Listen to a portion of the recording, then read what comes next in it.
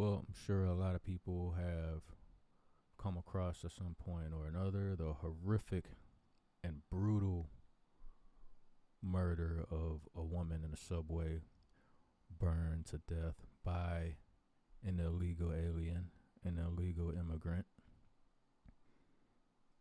And the woman has finally been identified. This is some of the most heart wrenching and terrible news a family could ever come across in modern day society.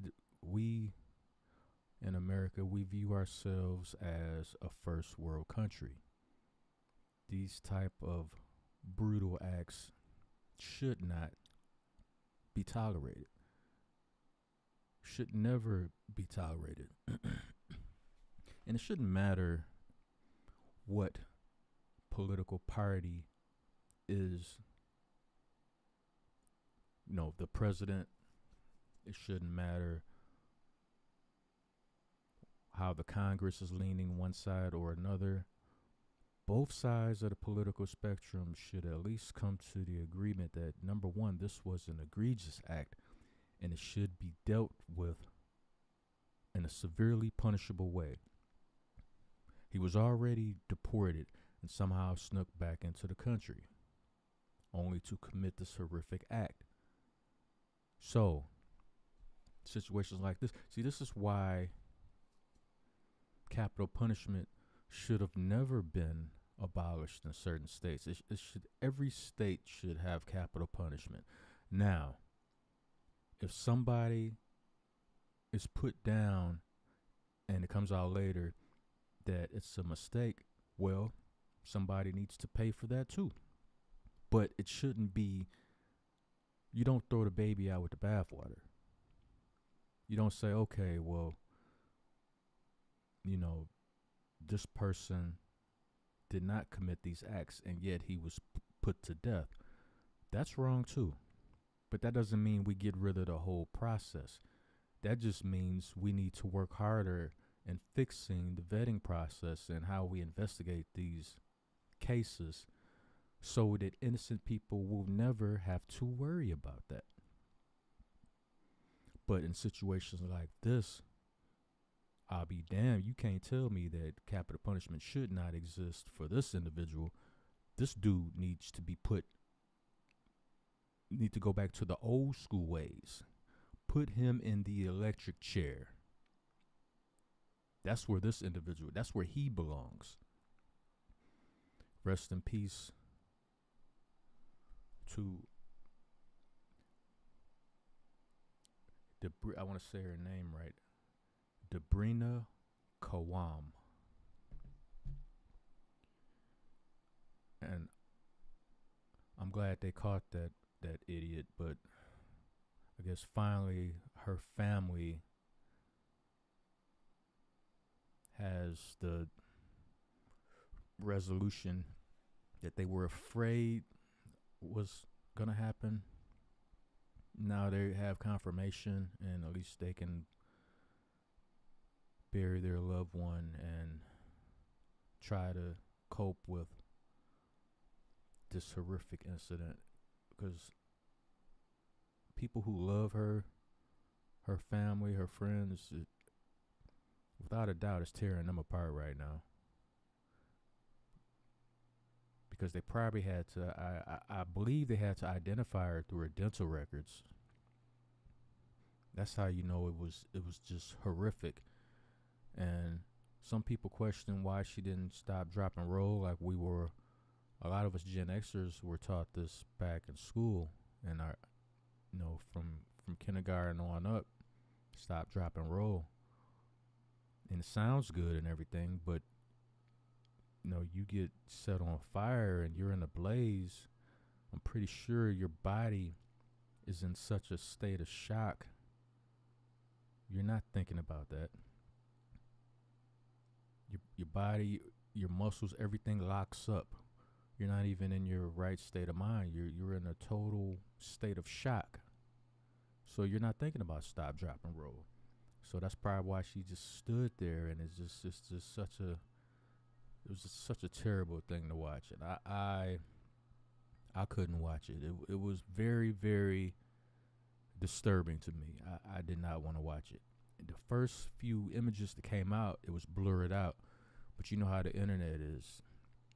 People put their sleuth hats on because some people have this kind of nihilistic view of life in general. It's the equivalent of a horrific car accident on the road, and people want to stop and look to see if they can see any limbs hanging and blood and gore, and it's just the society we live in nowadays. So after the edited pictures first appeared, somebody had to go out of their way to upload the actual video images that were not censored at all, and it's just horrific. If I was to accidentally stumble upon that, I make sure I just scroll right past it really fast, because that's not something that I would want to see. And if it was one of my loved ones, I wouldn't. That's not helping me at all. That's not helping anybody at all. That's just very disturbing. And the fact that this dude was deported already. He was deported already. I believe in 2018, something like that. And he's believed to have snuck back into the country around 2020, 2021, something like that.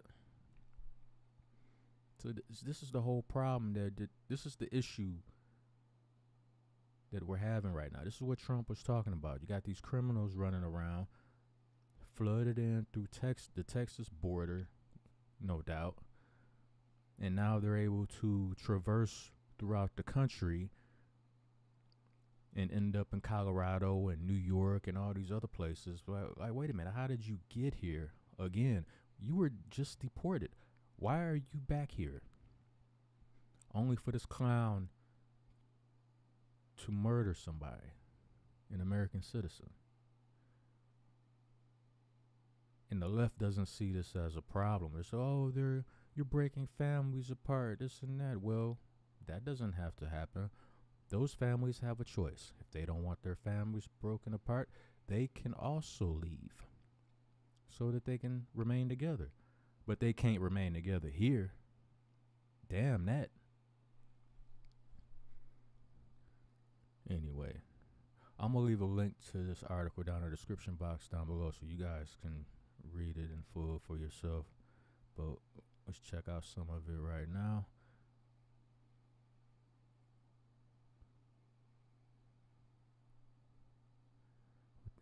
I can't pronounce that. The strap hanger. I know I'm brutalizing that. Forgive me. Who was burned to death on a Brooklyn F train in a horrific attack has been identified as a 57-year-old New Jersey woman, police announced Tuesday. Debrina Kawam of Toms River was sleeping on the train at the Stillwell Avenue, Coney Island station, 7:30 a.m. on December. Man, get this. Oh, it's popping up going on, man. Get out of here. On December 22nd, when she was set on fire with illegal Guatemalan immigrant Sebastian, man, who cares what his name is, old punk ass dude, now facing first-degree murder charges in the sick attack.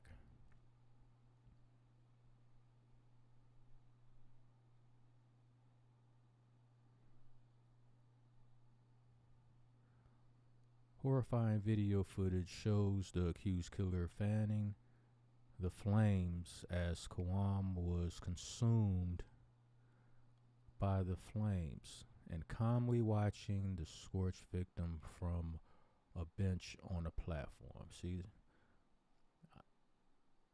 you know what? I'm not going. Shout out to Mr. Holman, Tom Holman. Get these morons, these criminals up out of this country. This is past time. This is way overboard. This should have never happened. And I'm in full support of Tom Homan. Come out with another industry, a job market strictly dedicated to deporting illegals. I'm all for it. I'll take the training. Put me out there. I'll get on it. Damn that, because this is a festering problem that has skyrocketed the last 4 years, ironically. And there's a whole lot of ironic things going on, because, we have something spiking called the norovirus now. I know what y'all thinking. Same thing I'm thinking. This is very interesting timing, huh? We not falling for that crap no more. No, we not falling for the 6 feet distancing and wearing cloth masks that do absolutely nothing. And you got to wear your mask when you enter the restaurant, but when you sit down to eat, you can take your mask off, as if the virus is going to be like, holy crap, they're eating. We're not going to be able to attack them right now.